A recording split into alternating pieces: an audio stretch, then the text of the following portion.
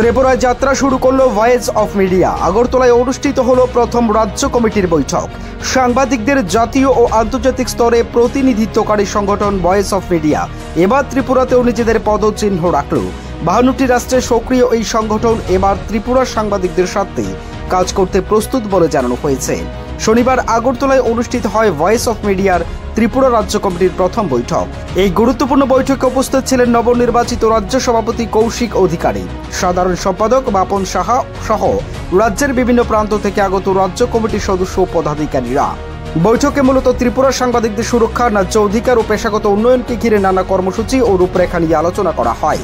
রাজ্য সভাপতি কৌশিক অধিকারী জানান, ত্রিপুরার সাংবাদিকরা দীর্ঘদিন ধরে নানা সমস্যার মুখোমুখি হচ্ছেন। ভয়েস অফ মিডিয়া তাদের পাশে থেকে নির্ভয় ও ন্যায়ের সঙ্গে কাজ করবে। সাধারণ সম্পাদক বাপন সাহা বলেন, আমরা চাই ত্রিপুরার প্রত্যন্ত এলাকা পর্যন্ত সাংবাদিকদের স্বার্থ রক্ষা হোক, পাশাপাশি প্রশিক্ষণ, আইনি সহায়তা ও সামাজিক নিরাপত্তার মতো বিষয়েও আমরা কাজ করব। এই বৈঠকে সংগঠনের আগামী দিনের কর্মসূচি, জেলা কমিটি গঠন ও সদস্য সংগ্রহ সংক্রান্ত গুরুত্বপূর্ণ সিদ্ধান্ত গৃহীত হয়েছে। Report Tripura TV.